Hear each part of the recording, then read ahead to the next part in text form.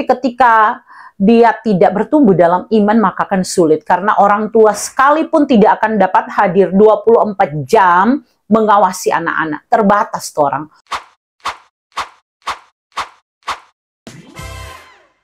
Shalom, damai di hati. Bapak Ibu Saudara, dimanapun berada, senang sekali di kesempatan kali ini boleh berjumpa kembali melalui channel YouTube kami. Dengan hati yang rindu, kami tentunya mau membagikan kebenaran firman Tuhan yang akan menjadi bacaan dan perenungan kita di sepanjang minggu berjalan, tanggal 19 sampai 25 Januari 2025. Nah, di kali ini kita akan baca dan renungkan dulu untuk teks bacaan di sepanjang minggu ini, Ulangan pasal 30 ayat 11 sampai 20, dan pada bagian akhir kita akan melihat bagaimana menjawab pertanyaan-pertanyaan MTPJ. Ini versi kami tentunya. Silakan Bapak, Ibu, dan Saudara semuanya boleh dapat membaca, merenungkan, mengambil bagian untuk dapat menyampaikan dalam PA di jemaat masing-masing. Apa yang kami sampaikan ini hanyalah salah satu referensi, sehingga tentunya dapat dikembangkan sesuai konteks jemaat dan sesuai dengan apa yang Bapak Ibu Saudara dapatkan. Ya, sebelum kita baca renungkan firman, mari kita berdoa. Bapa, di dalam nama Tuhan Yesus, terpuji namamu Tuhan. Engkau pemilik kehidupan yang mengatur segala sesuatu baik adanya. Kami mengagungkan namamu Tuhan. Terima kasih Tuhan, karena Engkau memberi kami kesempatan untuk dapat kembali membaca dan merenungkan firman. Tuhan, di tengah keterbatasan kami meminta hikmat yang daripadamu. Tolong kami untuk mengerti setiap perkataan firman. Terlebih mampukan kami untuk melakukannya dalam kehidupan kami hari lepas hari sebagai anak-anak-Mu Tuhan. Waktu ke depan ada dalam kuat kuasa Roh Kudus Tuhan, sehingga Engkau melayakan mengampuni. Pemberitaan firman jadi seturut kehendak-Mu. Demi Kristus Yesus Tuhan kami berdoa. Amin. Ya Bapak Ibu Saudara, sekali lagi bacaan di sepanjang minggu berjalan ini, periode tanggal 19 sampai 25 Januari 2025, itu ada di kitab Ulangan pasal 30 ayat 11 sampai 20 dengan tema Pilihlah kehidupan supaya engkau hidup, baik engkau maupun keturunanmu. Saya bacakan satu ayat, yaitu dari ayatnya yang ke-15 untuk kita semua. Lihatlah, aku memperhadapkan kepadamu pada hari ini kehidupan dan kesejahteraan, kematian dan kecelakaan. Kemudian saya bacakan kembali ayat 19b. Pilihlah kehidupan, supaya kamu hidup, baik kamu maupun keturunanmu. Ya Bapak Ibu Saudara, menarik ketika kita boleh ada di minggu ini dalam bacaan yang kalau kita tengok ke belakang sudah berapa kali disodorkan oleh Sinode Gemim mengenai kitab Ulangan ini. Nah, bicara tentang kitab Ulangan, kita bicara tentang salah satu kitab Taurat, ya. Ada Kejadian, Keluaran, Imamat, Bilangan, dan akhirnya Ulangan. Kitab Ulangan adalah kitab yang mengulang pesan dan nasihat sebelumnya, sama dengan namanya, Ulangan. Nah, kitab Ulangan disebut khotbah terakhir Musa untuk mempersiapkan bangsa Israel itu memasuki tanah Kanaan, tanah perjanjian. Ulangan 1 ayat 1 menulis, inilah perkataan-perkataan yang diucapkan Musa, ditulis oleh Musa dan diwariskan untuk dibacakan oleh umat Tuhan. Ada beberapa hal mendasar untuk melihat keseluruhan dari kitab Ulangan ini. Pertama, dalam kitab Ulangan, angkatan Israel yang baru, karena dorang lama kan di perjalanan dari pembuangan menuju tanah Kanaan, sehingga generasi sebelumnya ini sudah banyak yang mati. Maka generasi yang baru ini mereka akan masuk ke tanah Kanaan, maka tentu mereka membutuhkan landasan motivasi bagaimana mewarisi tanah yang dijanjikan kepada nenek moyang mereka dengan perjanjian yang telah dibuat oleh Tuhan. Juga tentu di sini kita harus memusatkan bahwa tanah yang dijanjikan ini begitu erat kaitannya dengan janji Allah kepada umatnya. Nah, yang kedua, Ulangan ini merupakan kitab hukum kedua. Karena di dalamnya Musa, pemimpin umat Israel yang waktu itu umurnya 120 tahun, dia menyatakan dan merangkum kembali dalam bentuk khotbah sabda Tuhan yang terdapat dalam 4 kitab sebelumnya, Kejadian, Keluaran, Imamat, dan Bilangan. Yang ketiga, Ulangan ini disebut kitab kenangan karena nasihat yang begitu khas ditemukan dalam kitab Ulangan. Misalnya kata ingatlah, jangan melupakan. Jadi banyak kata-kata ini kita temukan.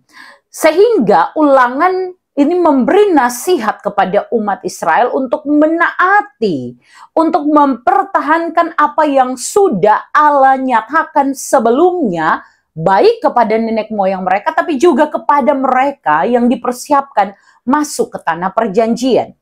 Hal yang keempat, dasar pikiran yang penting dari kitab ini adalah iman tambah ketaatan. Israel ini dipanggil untuk percaya kepada Tuhan Allah dengan segenap jiwa raga mereka dan menaati perintah-perintah Tuhan Allah dengan tekun. Iman tambah ketaatan itu akan memungkinkan umat Tuhan mewarisi janji-janji Allah secara penuh. Sebaliknya, tanpa iman dan ketaatan justru ada kegagalan dan hukuman. Ini akan sesuai dengan konteks bacaan kita hari ini. Nah, Bapak Ibu Saudara, apa tujuan dari kitab Ulangan ini? Sekali lagi, meyakinkan bangsa Israel bahwa mereka adalah umat Tuhan. Dan sebelum Musa menyerahkan tampuk kepemimpinannya kepada Yosua, bangsa itu berjuang melawan orang Kanaan. Kitab ini, khotbah Musa ini disampaikan kepada umat untuk dapat menjadi pegangan dan mereka ingat. Kitab ini memberi penekanan akan pentingnya Yerusalem itu sebagai pusat peribadatan, sehingga orang cuma tahu ada satu tempat ibadah, yaitu bait Allah yang di Yerusalem, dan hanya satu Allah, yaitu Allah Israel, ya. Bapak Ibu Saudara, mari kita lihat konteks Ulangan 30 ayat 11 sampai 20. Ini memperhadapkan umat Tuhan dengan yang namanya pilihan, pilih kehidupan atau pilih kematian, sesuai dengan tema kita, ya, atau perikop kita, kehidupan atau kematian. Saya pergunakan Alkitab Terjemahan Baru 2 dan rasanya sama dengan Alkitab Terjemahan Baru yang pertama. Nah, Bapak Ibu Saudara, mari kita lihat ayat 11 sampai 15 itu bicara mengenai sebuah pengantar mengenai apa itu perintah yang mau disampaikan dan bagaimana Allah memberikan pilihan kepada umat Tuhan. Perintah itu kalau kita lihat ayat 14 misalnya dapat kita baca, tetapi firman ini sangat dekat padamu di dalam mulutmu dan hatimu untuk dilakukan. Artinya adalah karena memang selalu dibaca, bahkan banyak yang menghafalkannya. Karena begitu banyaknya perayaan-perayaan ibadah-ibadah mereka biasa dengar firman. Nah, dekat sekali tentu kemungkinan bagi umat Tuhan untuk selalu mendengar tentang firman. Sebagai pidato Musa sebelum memasuki tanah Kanaan, jelas di sini bahwa Musa menekankan umat Tuhan untuk mengingat apa yang telah Tuhan Allah sampaikan kepada mereka. Kali ini mereka dipersiapkan masuk ke tanah Kanaan selama diperbudakan, dan kali ini mereka akan ketemu hal-hal baru ketika masuk ke tanah yang dijanjikan Tuhan. Maka mereka butuh perintah, mereka butuh firman. Ayat 15 di sini yang saya bacakan tadi, Musa katakan, lihat, aku menghadapkan kepadamu pada hari ini kehidupan, kesejahteraan, kematian, dan kecelakaan. Nah, Bapak Ibu Saudara, Musa menghadapkan pilihan antara baik kehidupan, baik keberuntungan, baik kecelakaan, tapi juga kematian di sini. Ini menunjukkan kepada kita setiap opsi memiliki konsekuensi. Setiap pilihan ada konsekuensi. Pilihan itu diberikan bebas umat untuk memilih, tapi setiap pilihan akan berhubungan dengan apa jadinya nanti, konsekuensinya. Nah, ayat 16 ini mengenai perintah untuk mengasihi Tuhan Allah. Pilihan pertama adalah kalau kita baca di ayat 16a, pada hari ini aku memerintahkan kepadamu untuk mengasihi Tuhan Allahmu dengan hidup menurut jalannya dan berpegang pada perintah, ketetapan, dan peraturannya. Sehingga konsekuensinya ada di ayat 16b. Sangat jelas. Dengan demikian kamu akan hidup, bertambah banyak dan diberkati oleh Tuhan Allahmu di negeri kemana kamu masuk untuk mendudukinya. Luar biasa ya. Langsung jelas apa konsekuensi dari ketaatan mengikut Tuhan. Dari hidup yang mengasihi Tuhan, yang berpegang pada perintah-perintahnya. Apa akibat atau konsekuensinya? Ini bicara tentang kehidupan, ya, umur panjang di dalamnya. Ini bicara tentang bagaimana mereka terpelihara sampai pada keturunannya, karena akan bertambah banyak. Dan bagaimana bukan cuma sekedar hidup, tapi juga diberkati oleh Tuhan. Maka ini janji yang luar biasa yang akan dimiliki ketika umat Tuhan itu memilih yang namanya kehidupan dengan hidup mengasihi Tuhan Allah. Ayat 17-18. Ini akibat dari tidak mengasihi Tuhan. Pilihan kedua juga ada konsekuensinya. Umat bebas memilih, tapi apapun pilihannya harus siap dengan konsekuensi pilihan itu.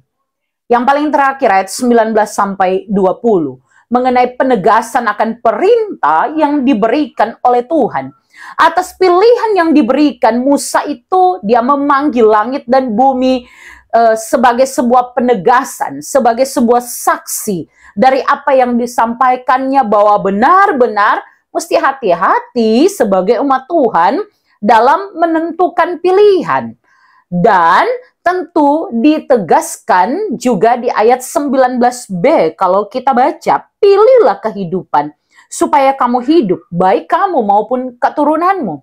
Ini sesuai dengan tema di sepanjang minggu ini. Pada akhirnya ketika Musa sampaikan ada pilihan. Opsi 1, hidup mengasihi Tuhan dengan konsekuensi berkat, dengan konsekuensi bertambah banyak, dengan konsekuensi umur panjang.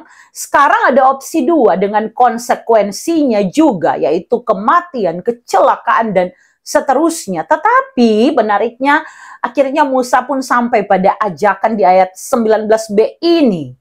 Tema kita bahwa tidak ada syarat lain untuk kehidupan yang diberkati sampai kepada anak cucu, ya. Kalau tema kita, pilihlah kehidupan supaya engkau hidup, baik engkau maupun keturunanmu. Sehingga memilih untuk hidup taat tentu menjadi teladan. Sehingga ketaatan orang tua itu dapat dilihat dan diteladani sampai kepada anak cucu, dan hidup sebagai keluarga secara pribadi akan hidup memuliakan nama Tuhan. Ini tema minggu ini ya, yang kita baca, yang kita renungkan. Tidak ada sekali lagi syarat lain untuk mendapatkan hidup yang diberkati selain untuk dapat hidup taat kepada Tuhan. Inilah yang mendatangkan berkat sampai ke anak cucu. Bagaimana DP cara mau pilih? Ayat 20 saya bacakan. Dengan mengasihi Tuhan Allahmu, mendengarkan suaranya, berpaut kepadanya. Karena apa? Karena dialah hidupmu dan yang membuat kamu lama tinggal di tanah yang dijanjikan Tuhan dengan sumpah kepada nenek moyangmu, Abraham, Ishak, dan Yakub. Sebagaimana tanah itu akan diberikan kepada mereka. Luar biasa sekali ya. Kita bisa lihat kalau di MTPJ ada 3 implikasi atau makna firman Tuhan ini. Bahwa orang manusia kan ini selalu akan baku dapat dengan pilihan-pilihan. Setiap hari baru bangun buka mata, Jo, Orang sudah diperhadapkan dengan pilihan. Mau pilih berdoa atau bagaimana, langsung buka HP. Mau pilih nanti di bekerja pakai baju warna A atau warna B. Kemudian mau pilih pakai motor atau pakai mobil. Dan banyak sekali pilihan. Dari yang sederhana sampai yang benar-benar ini bisa dapat dirasakan konsekuensi dari setiap pilihan. Nah, orang itu diingatkan tentang konsekuensi dari setiap pilihan kita dan diingatkan betapa pentingnya bagi kita untuk hidup mengasihi Tuhan, untuk mendengarkan perintahnya, untuk berpaut kepadanya. Karena itu satu-satunya yang dapat membuat kita menikmati berkat di setiap tempat yang Tuhan janjikan. Tahun 2025 ini bulan 1, masih ada banyak minggu ke depan, ada waktu yang panjang bagi kita untuk tetap mengaplikasikan firman ya. Pilihlah apa yang menyenangkan Tuhan, yang sesuai dengan firman. Setiap pilihan kita konsekuensinya kembali pada orang. Jadi sebelum kata mau menjalani sesuatu, pastikan apa yang kita pilih parameternya ini, firman Tuhan. Tidak ada standar lain, bukan kata orang, nasihat orang, kata-kata bijak dan sebagainya. Tidak ada standar yang lebih tinggi daripada firman Allah. Ya, kita membacanya dalam Alkitab, maka itu jadi pegangan kita. Selanjutnya bahwa kita juga bisa melihat bahwa apa yang disampaikan hari ini menunjukkan, saya lihat keteladanan Musa ya. Musa memang sampaikan opsi pilihan, tapi kembali dia berikan penekanan, pilihlah kehidupan, itu hidup takut akan Tuhan.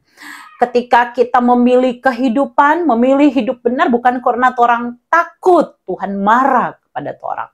Ketika kita memilih apa yang benar bukan karena kita takut kita dihukum, tapi karena kita mengasihi Tuhan dan kita mau hidup untuk menyenangkan hatinya setiap hari, hari lepas hari. Tuhan itu bukanlah pilihan, tetapi hidup melakukan firman kan ini bukan pilihan kalau namanya kita orang percaya. Tetapi bukankah itu sebuah keharusan, tanda ketaatan kita? Bagaimana kita mengasihi Dia Allah kita tapi kita tidak melakukan firman-Nya? Tidak mungkin. Dia adalah firman yang hidup itu. Kita mengasihi Dia maka tidak ada tawar-menawar tentang firman Tuhan. Dan yang paling terakhir adalah apa yang kita nikmati sampai hari ini, kita mungkin diwariskan apa yang baik dari orang tua nenek moyang kita ya. Pegang apa yang baik untuk diteruskan. Dimanapun, kapanpun kita berada, biar kita mewarisi apa yang baik yang diteladankan orang tua, dan kita sebagai orang tua mewariskan apa yang baik kepada anak cucu kita. Sehingga ketika Allah memberkati kita, maka setiap berkat itu dapat dikelola dengan bertanggung jawab memuliakan Tuhan. Anak-anak cucu akan mewarisi itu dan kemudian mereka dapat menjaganya untuk kemuliaan nama Tuhan. Tidak ada alasan untuk menyombongkan diri kita karena kita tahu semua dari Tuhan dan untuk Tuhan. Sehingga baik kita, baik anak cucu kita akan terus diajarkan hal mendasar dalam kehidupan.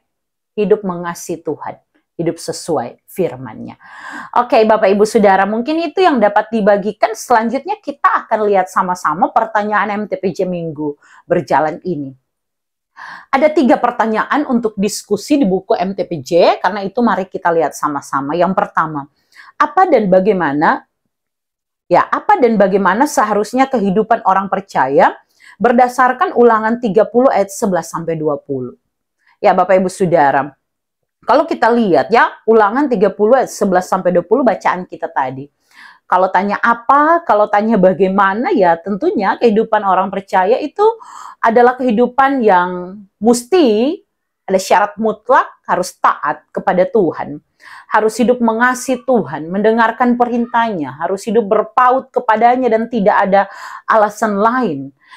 Kita hidup berdasarkan iman dan ketaatan kepada firman Tuhan, seperti apa yang Musa sampaikan kepada bangsa Israel. Ada pilihan yang jelas ya, menurut teks ini. Sekali lagi bahwa memilih kehidupan, berarti memilih hidup diberkati. Memilih hidup yang pada kematian, Pilih kematian artinya tidak taat kepada Tuhan, memilih hidup yang membawa kematian atau kutuk, kecelakaan. Kita orang percaya harus menjadikan anugerah Tuhan, kebaikan, kemurahan hati Allah, Dia Allah di tempat yang maha tinggi yang melihat kita berdosa, tapi Dia mau datang ke dalam dunia agar supaya dosa-dosa kita itu ditanggungnya karena cintanya yang besar atas kita. Maka bagaimana respon kita terhadap begitu baiknya kebaikan Tuhan, kepada anugerah keselamatan yang Dia kerjakan itu? Ketika kita hidup, pilihannya tidak ada lain selain kita mau taat kepadanya. Keyakinan, iman, percaya kita harus dibuktikan dengan ketaatan, ya. Nah, konsekuensi kehidupan orang percaya itu harus kita sadari betul, bukan karena sekali lagi takut pada hukuman, tetapi sekali lagi karena kita mengasihi Dia. Jadi dalam keadaan suka maupun duka, makmur ataupun kesulitan, untung maupun rugi, kita tetap akan hidup sesuai dengan firman-Nya, mendekatkan diri kepadanya. Jadi apa dan bagaimana seharusnya kehidupan orang percaya, semua itu mesti baik. Tidak ada tawar-menawar tentang hal itu. Yang kedua, apa saja yang harus kita lakukan sebagai orang percaya sehubungan dengan tema pilihlah kehidupan supaya engkau hidup baik engkau maupun keturunanmu. Nah, Bapak Ibu Saudara, sebagai orang percaya kita harus memahami bahwa kehidupan kita ini bukan cuma tentang torang katu pribadi, tetapi torang juga punya tanggung jawab kepada generasi seterusnya, keturunan kita, anak cucu kita. Untuk itu pertama, ketika kita mengasihi Tuhan dengan segenap hati, kita harus menunjukkan bahwa kita taat pada firman, ya. Seperti ditekankan dalam bacaan kita tadi, kita dipanggil untuk mengasihi Tuhan dengan segenap hati kita. Ini termasuk mengutamakan Tuhan dalam segala hal, dalam keluarga, ketika kita mengambil keputusan-keputusan, andalkan Tuhan sesuai dengan firman-Nya. Dalam pekerjaan, dalam relasi suami dan istri, orang tua dan anak, tapi juga ketika kita bertindak, kata-kata kita adalah perkataan firman yang memberkati anak-anak, mendoakan anak-anak, meneladankan kehidupan keberimanan berdasarkan firman. Ini yang mesti kita lakukan sehubungan dengan tema, karena kita adalah orang percaya, maka bukan sekedar Kristen saja, tetapi kita harus tunjukkan kita pengikut Kristus yang memegang firman. Yang kedua adalah menjadi teladan. Tidak ada alasan untuk tidak menjadi teladan, tapi bagaimana kita diteladani ketika pengajaran kita hanya sampai pada perkataan saya, jangan lupa berdoa. Kalau makan, mama dan papa aja berdoa. Orang ketu berdoa lagi, supaya anak-anak melihat, mendengar, dan kemudian mereka juga meneladani apa yang baik. Kita harus hidup dengan menunjukkan kasih kita kepada Tuhan, ketaatan kita kepada Tuhan, bagaimana kita mengaplikasikan firman, bagaimana itu nampak dalam kata-kata, perbuatan, tingkah laku kita semua, sehingga anak cucu atau keturunan kita melihatnya dan mengikuti keteladanan itu. Bapak Ibu Saudara, pilihan hidup kita hari ini, apapun itu, ini akan mempengaruhi generasi berikutnya. Saya begitu percaya bahwa generasi berikutnya biasanya role modelnya itu adalah orang-orang di atasnya. Tidak pernah orang bilang role modelnya tapi adik tuh anak kecil itu, tidak. Biasanya orang-orang kita ini orang dewasa yang di gereja maupun dalam keluarga, orang tua yang ada mau hadir di dekat anak-anak, ya. Kita semua ini harus jadi teladan, sehingga apa yang kita buat, kita dapat memastikan nanti orang pilihan hari ini, keputusan hari ini, apa yang kita teladankan hari ini, itu akan membuat kita boleh melihat besok kira-kira tapi anak ini mungkin ketika sebagai orang tua tidak ada lagi, hidupnya akan seperti apa. Kami mengadopsi bagaimana makan itu, misalnya di meja makan, mengadopsi bagaimana berdoa sebelum makan, dan ini akan dapat diwariskan, ya, sehingga ada aturan-aturan yang jelas untuk menjaga warisan ini, ya Bapak Ibu Saudara. Sekali lagi yang paling penting, keteladanan. Yang ketiga, bagaimana kita menyikapi situasi dan kondisi hidup dengan tawaran-tawaran dunia dan pilihan-pilihan yang ada di hadapan kita. Nah, situasi kondisi saat ini memang banyak sekali tawaran ya. Orang diperhadapkan dengan pilihan-pilihan, tawaran-tawaran. Menjadi anak Tuhan atau menjadi orang bebas di tengah dunia dengan aturan sendiri. Jadi anak Tuhan harus ikut firman Tuhan, kemudian jadi orang bebas adalah terserah apa mau baking ya. Mana yang Tora akan pilih. Kemudian juga bagaimana kita memilih untuk dapat bertindak komunitas di mana kita ada. Orang bisa menentukan pilihan. Bagaimana kita mendapat tawaran, karena mau suka pakai vape, anak muda yang anak mau suka pakai vape, itu kok beda dengan rokok, ya boleh ndak pakai. Kemudian kita juga ditawari oleh orang lain, misalnya dengan pengajaran firman, jangan sampai karena ini, mana yang orang mau ikut. Kita juga diperhadapkan dengan kehidupan, bisa ndak pacaran padahal usia masih remaja, sehingga kemungkinan untuk dalam tanda kutip ada free sex misalnya, itu saat ini tuh bisa terlihat dengan gampang dan diposting di berbagai media sosial. Tapi anak-anak muda kita bisa menentukan pilihan. Ini bukan bicara FOMO ya, fear of missing out, takut ketinggalan.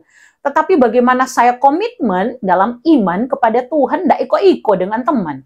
Kita juga akan diperhadapkan dengan pilihan, apakah kita ini mau taat setiap hari, hari lepas hari, bersaat teduh dengan Tuhan.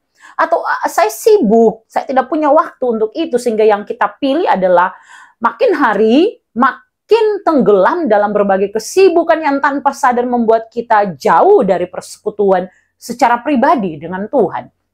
Kita juga bisa memilih apakah ibadah itu membuat kita makin terkenal sebagai orang yang pakai stola, sebagai hamba Tuhan dan sebagainya, ataukah itu tempat di mana kita mendekatkan diri kepada Tuhan. Dunia ini menawarkan kita boleh cepat kaya jika kita korupsi. Kita bisa cepat kaya jika kita menerima suap. Tetapi sekali lagi bahwa kita yang memilih, kita juga ya akan menerima setiap konsekuensi dari pilihan kita. Maka bijaklah dalam memilih. Mesti pikirkan baik-baik. Tidak ada standar lain. Firman Tuhan. Lihatlah, kalau firman bilang itu tidak baik, itu bertentangan dengan kehendak Tuhan, jangan backing, jangan pilih. Mau menyesal orang. Ya, bikin apa yang sesuai kehendak Tuhan, bijak. Kebebasan untuk memilih harus dibarengi dengan tanggung jawab, ya. Jadi kalau sok pilih, orang bertanggung jawab. Sebagaimana memilih pasangan, maka kita bertanggung jawab dalam keadaan apapun untuk mendampingi dia. Maka memilih ketika kita pun hidup dalam persekutuan, ketika kita hidup dalam pergaulan, maka kita ketika memilih, kita harus bertanggung jawab terhadap apa yang sudah kita pilih. Jangan lari dari tanggung jawab.